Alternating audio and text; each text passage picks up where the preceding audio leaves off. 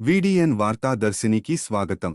బొబ్బిలి మండలం పారాది గ్రామంలో నూతనంగా ఏర్పాటు చేసిన బీసీ సంక్షేమ బాలుర వసతి గృహాన్ని బుధవారం స్థానిక ఎమ్మెల్యే బేబీ నాయనతో కలిసి జిల్లా కలెక్టర్ రామ్ సుందర్ రెడ్డి ఘనంగా ప్రారంభించారు. ఈ సందర్భంగా కలెక్టర్ మాట్లాడుతూ, విద్యార్థులు క్రమశిక్షణతో చదువుకుని ఉన్నత శిఖరాలను అధిరోహించాలని, ప్రభుత్వం కల్పిస్తున్న వసతులను సద్వినియోగం చేసుకోవాలని పిలుపునిచ్చారు. అనంతరం ఎమ్మెల్యే బేబీ నాయన మాట్లాడుతూ, జిల్లా అభివృద్ధికి కలెక్టర్ రామ్ సుందర్ రెడ్డి ఎంతగానో కృషి చేస్తున్నారని కొనియాడారు. గ్రామస్తుల కోరిక మేరకు పారాదిలో ప్రస్తుతం తాత్కాలిక భవనంలో హాస్టల్ను ఏర్పాటు చేస్తున్నామని, త్వరలోనే పాఠశాల భవనం సమీపంలోని 5 ఎకరాల ఖాళీ స్థలంలో కొత్త భవనాన్ని నిర్మించేందుకు కృషి చేస్తామని హామీ ఇచ్చారు. ఈ కార్యక్రమంలో జిల్లా బీసీ సంక్షేమ అధికారిణి జ్యోతిశ్రీ, ఆర్డీఓ మోహనరావు, సహాయ బీసీ సంక్షేమ అధికారిణి రాజులమ్మ, హాస్టల్ వెల్ఫేర్ ఆఫీసర్లు, ఎంపీటీసీ, స్థానిక ప్రజాప్రతినిధులు, అధికారులు మరియు విద్యార్థుల తల్లిదండ్రులు పాల్గొన్నారు. మరి ప్రారంభించుకోవడం చాలా చాలా సంతోషంగా ఉంది.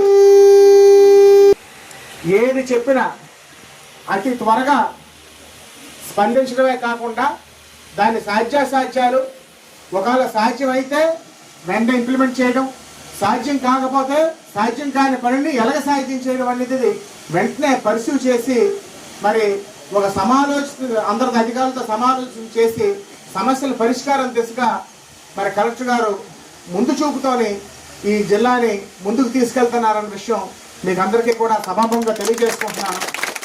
ఒక శాసనసభ్యుడిగా వారితో కలిసి పనిచేయడం, వారి అండర్లో పనిచేయడం నా అదృష్టంగా భావిస్తున్నానని కూడా మీకు అందరికీ కూడా సభాముఖంగా సుమారు కొన్ని కోట్లాది రూపాయలు ఎంత ఖర్చు పెట్టామో పెద్దలు భాస్కరరావు గారు మీకు చెప్పారు.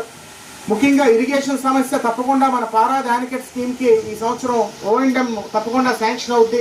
ఓఎండ్ఎంలోని పూర్తి స్థాయిలోని ఏవేవైతే అర్త్ వర్క్ ఉందో, ఇతర చిన్న వర్క్స్ ఉన్నాయో అవన్నింటినీ కూడా పూర్తి చేస్తామని మీకు అందరికీ కూడా సభాముఖంగా తెలియజేసుకుంటున్నాను. అదేవిధంగా మరి ఏవైతే పొలంకి వెళ్ళడానికి WBM రోడ్లు అయితే ఏవైతే అడిగారో తప్పకుండా అవి కూడా మరి పెద్దలు కలెక్టర్ గారు ఉన్నారు, రోడ్లకి అందరూ తగతగలాడుతున్నారు సార్, మీరు ఎప్పుడు మంజూరు చేస్తే మరి నియోజకవర్గంలో కొన్ని పెండింగ్ సమస్యలు ఉన్నాయి కాబట్టి తమరు ఎప్పుడు ఆదేశిస్తే తమరు ఎప్పుడు మంజూరు చేస్తే ఆ WBM రోడ్లు అవనివ్వండి, తార్ రోడ్లు అవనివ్వండి, CC రోడ్లు అవనివ్వండి, అవన్నీ కూడా పూర్తి చేస్తామని మీకు అందరికీ కూడా తెలియజేసుకుంటున్నాను. ఎమ్మెల్యే గారు పదే పదే రావడము, ఇక్కడ మనకు ఒక హాస్టల్ అయితే అత్యవసరంగా కావాల్సిన అవసరం ఉంది. ఎందుకంటే ఎక్కువ బీసీ పాపులేషన్ ఉంది, డ్రాప్ అవుట్ రేట్ పెరుగుతుంది, అంటే బడి చాలించడం జరుగుతుంది ఇంకా. సో ఇది అవసరం అని చెప్పడం జరిగింది. సో 5 ఎకరాల స్థలం కూడా ఉందని చెప్పి ఎమ్మెల్యే గారు పదే పదే చెప్పారు. సో అక్కడ కట్టాలి అంటే మనకు కొంచెం టైం పడుతుంది.